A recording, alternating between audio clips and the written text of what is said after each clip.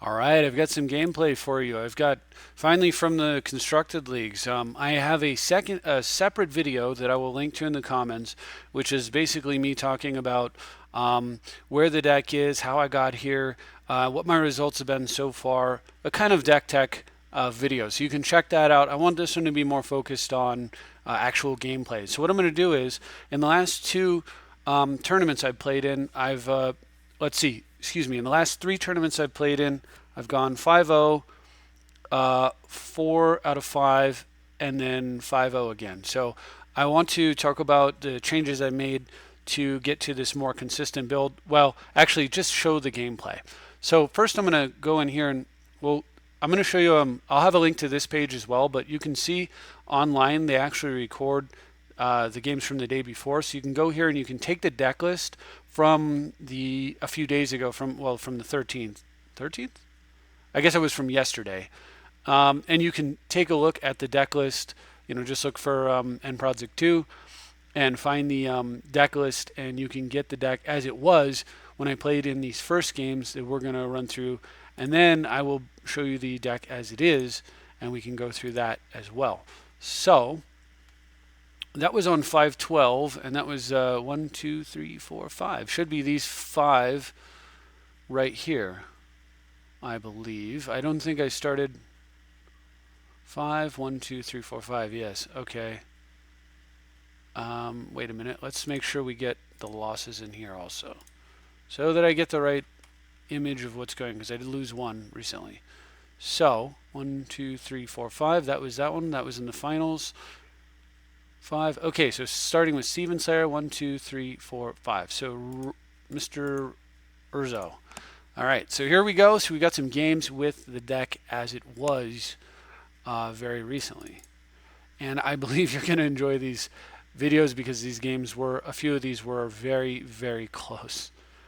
So my opponent is playing Rada Erdekeld, and I mulligan into this with the Tundra on top. I'm definitely keeping that, and we'll just let it play and take a look at how this played out. So I lead off with the Tarn so that he can't strip or waste right off the bat, of course. And so I can go get a land that comes into play tapped and take a little less damage against a deck that I assume is going to be fairly aggressive here. So I don't want to get Drew Evasive Action. I'm sitting on Mana Leak basically and a Condescend, so I do not want to Whisper right now. I made maybe a mistake here, evasive actioning the Sylvan Scrying. I probably could have just muddled it, but we'll see. He, however, missed a land drop, so I wasteland his Taiga and then counter his Gamble, which I'm sure is him looking for a land. And because I believe he's trying to get mana development going, I'm going to go ahead and just kind of pin him down for a little while and then not worry about playing Night's Whisper until I get to where I can do it, where I need to refill. I have things to do in my hand. So, all right, so he's playing some kind of weird LD deck, and he's the one that's hurting for mana. And given that fact, I'm going to go ahead and just Whisper up. We're going to go ahead and just get Breya down. And he's basically got one turn here to, if I untap, then he loses, is where we're at. And he plays Boiling Seas, destroy all islands. Well, unfortunately, I still untapped. He still loses. Okay, so down comes Winter Orb. I'm going to go ahead and kill his commander. So, Boiling Seas, man, that's rough. So I lost 4 lands with that one play, but it doesn't matter because I had Lotus out, I had Felwar out, and I'm able to play the Orb, lock him down, kill his commander, and then of course next turn I get to Mystic and Chancery, and it just gets worse and worse for him. I barely lost any stride. One, he killed 4 lands, and I have 2, 5, 6, 7, 8, 9 mana still. So it was a good start, and we move on to the next game. So I was playing against here some guy 604, and some guy I've seen him in the queues a number of times. Challenging player. I believe he's playing Baral. Yeah, he's playing a lot of Baral lately. I've faced him a few times. So against this deck, the game is really about Winter Orb, and I naturaled into a Winter Orb. It's going to make this a lot easier.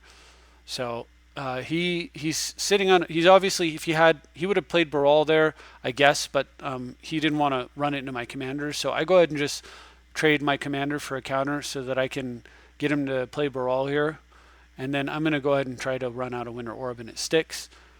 And that's what we really care about, not so much whether or not my commander's on the table, and not whether or not he has a 21 turn clock on the table. I don't want him to have Brawl because it produces mana, but otherwise I'm fine. So I go ahead and play Jitte here, and the reason I play Jitte, even though I could have sat on double counterspell, is because I want to be able to use Stoic Rebuttal. And he end of turn repeals, and I decide I'm not going to start a counter war over it, because I'm not going to fight over it, because he had 1 mana untapped, and with Brawl, that may be a counter spell. So I go ahead and just wait a turn, and then fight the good fight over the orb, and it lands. So we're back to orb supremacy. Now if he does have the combo here, I just die, right? But you can't. Like, you need to make him have that, and if he doesn't have it, then I'm in a great spot, and I probably win. So the odds are much more favorable for me that he doesn't have it than that he does. Of course, I use Stoic Rebuttal to counter his end of turn Confluence, because Counterspell is more flexible, and I could play Stoic for 2 there, having gotten the Jitsi down much earlier in the game. And as it turns out, Jitsi may actually be relevant because I've got a Stoneforge in my hand. So I'm very careful now. Although I was willing to tap out earlier once, I'm not willing to do it again. Oh, wonderful, wonderful bounce lands. So good in the blue on blue matches. So down comes Stoneforge here, remands it back to my hand. That's fine. Still not going to tap out. We'll just play it next turn. I'll have even more mana to do it with. It's all about just, okay, play Sapphire Medallion. It's just a rehash of what Brawl's already doing, so we're just going to let that go. And it's all about knowing what we're fighting over. So this way, I wanted to, this was a little tech play here. I knew he was going to play a counter. You just get a feel for it after a while. So I actually ran Plateau Boilerworks, and I used the white and the red to cast my Stoneforge, so that I'd have a blue floating and I could counter off of the Talisman. Now if I had done it differently, if I had done it, say, Talisman into Boilerworks, right? So use a white and red and with a blue floating, but then my Plateau is sitting here being useless. So I wanted to use, I wanted to leave all blue lands untapped if this resolved. Now, if he didn't have a counter here, then the plan was just tap the Talisman, use the floating blue, and equip Jitte and not worry about it. But he did have a counter, so I'm going to fight over this one this time, because I think he's almost in a position where this game is over. I'm not going to equip. It would be foolish to waste the mana on that. Fortunately, he plays Jason. I thought he was going to bounce Stoneforge, but he doesn't. I'm not quite sure what he's doing here. I mean, I know bouncing Stoneforge is a feel-bad thing, but kind of seemed like it was the play. And given that I seem to have a little bit of opportunity here, I'm going to attack Jace.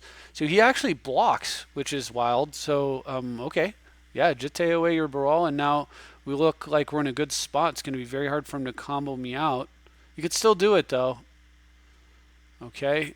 And now and somehow he leaves Jason play. I don't quite follow, but I'm going for sword. We've got Condescend up, and I'm going face. You can have the Jace. I want mana, and I want cards out of your hand. I want to take away options. I float. Once you trigger sword, always float your mana. Just do it. Whether or not you're going to spend the mana, just do it. It's always correct. So I'm going crazy because he's just not, he doesn't appear to have much of anything. And we're going to try to deal with Jace a different way with Breya. But I'm not going to tap out, of course. I'm just going to go after it as soon as I get a chance. So my opponent ended turn into the Royals, and he taps out. He pays the kicker to do it, and that means I can counterspell for 1 on a Condescend. And with that, he scoops it up. So there's pretty much nothing he can do at this point against that board. But yeah, that's how you, I mean, it's against blue, it's all about orb.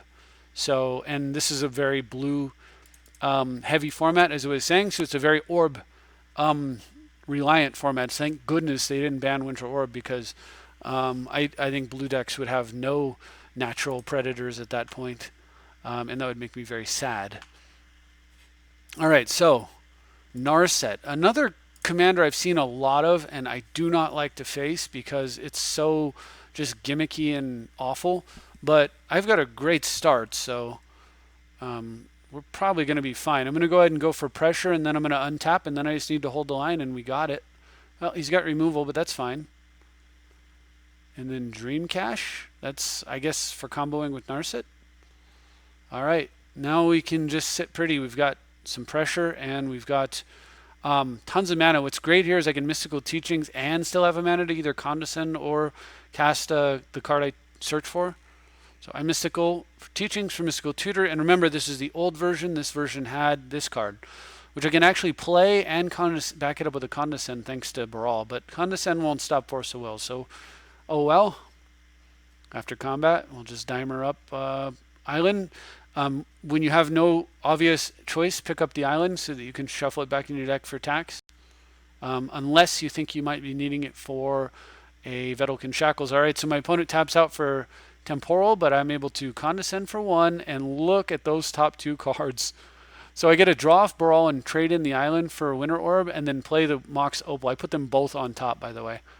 And that's it. Blue Mage, get wrecked. And since it's very unlikely I'm getting punished here, let's go ahead and just slam Baral down. We'll untap with the counterspell ready to go.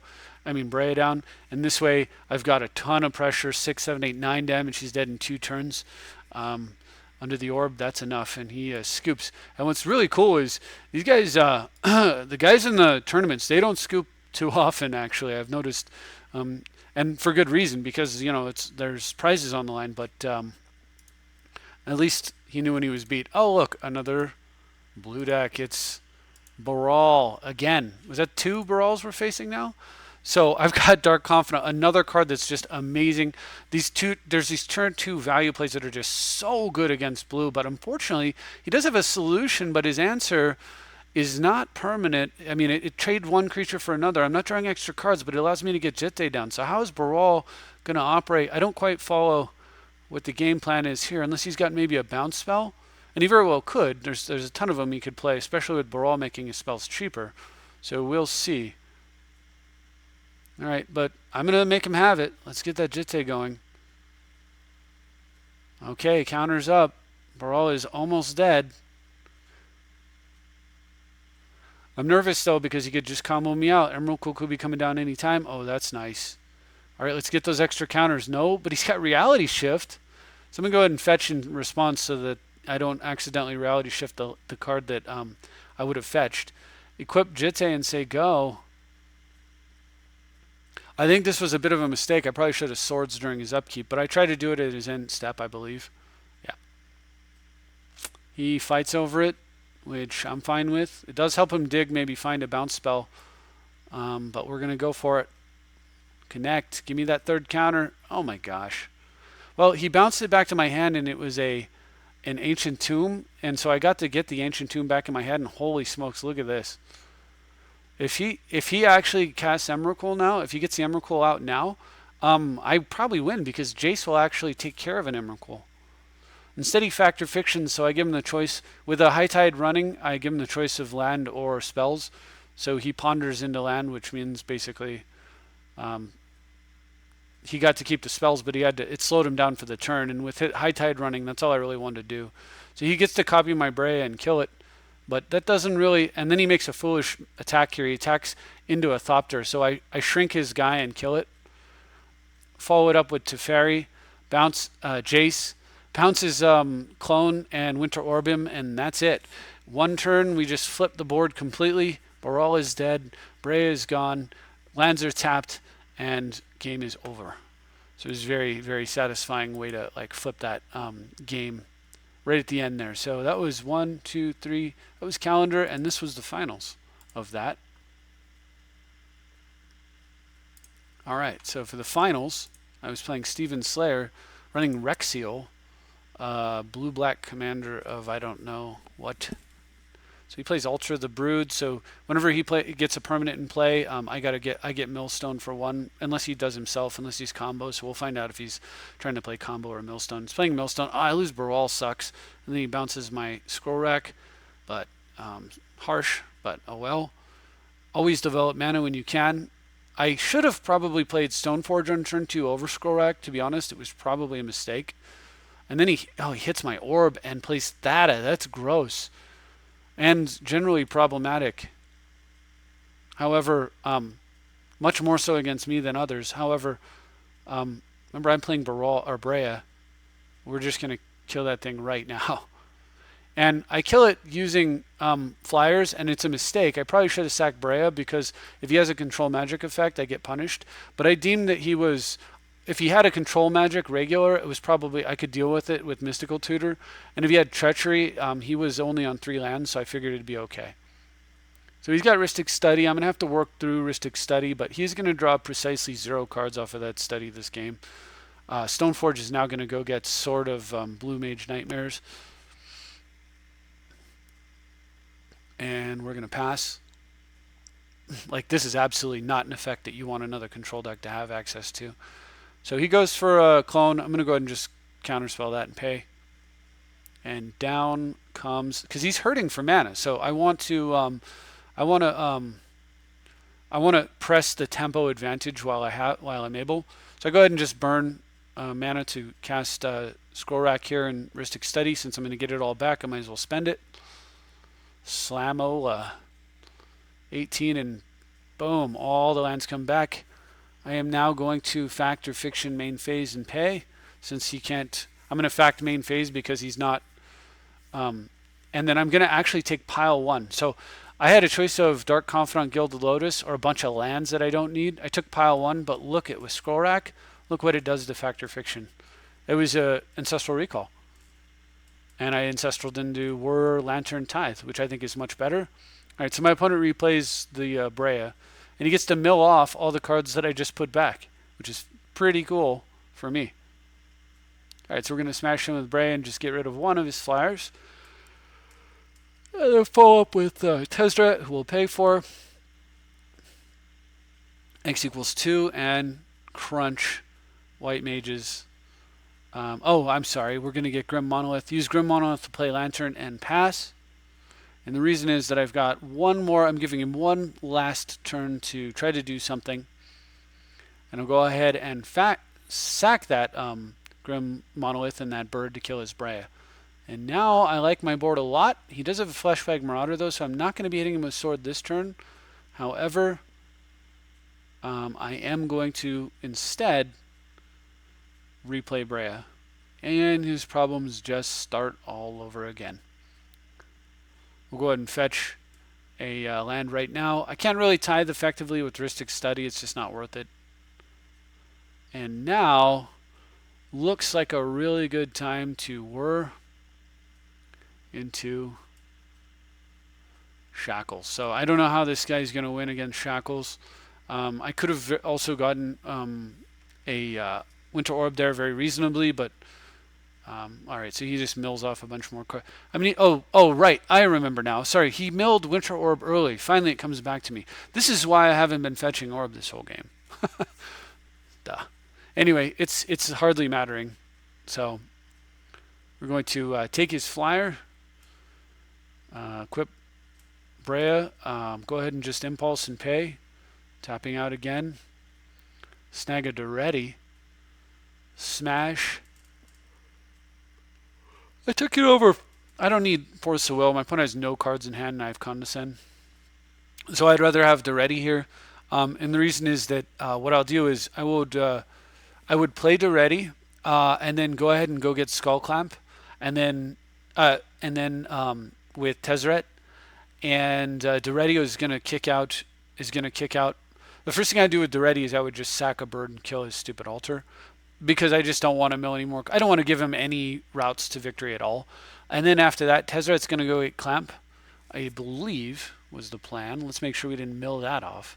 Yeah, Tezzeret's going to get Clamp. And then we were going to, so one bird's down, then we're going to draw 2, 4. Duretti makes a guy on the subsequent turn, 6 cards. Boom, back to 7 cards in hand. So but Steven Slayer has been slayed himself, and I moved on to the next tournament. So that was yesterday. So today I made adjustments, and I want to show you the deck that I was using for this event. So remember, that deck had the Abyss, Path to Exile, and Treachery. This version has Treasure Cruise, Dig Through Time, and Future Sight. Much, much more powerful cards with much greater upsides. So, and they're stronger in the blue matches. So we will run through some games now, and you can see how things went today with this version of the deck. Or you know what? I think what I'll do is I'll probably break it up and we'll do one more video. Well, because I don't like these to get tremendously long, and then I'll upload a few videos. I guess the two videos I just did, one was the deck tech and one was the game from yesterday, and then the next video will be games from today. And then after that, I expect to play some more. So hopefully we'll get more content. All right, guys, thanks for watching, everybody. I appreciate it, and I'll see you next time.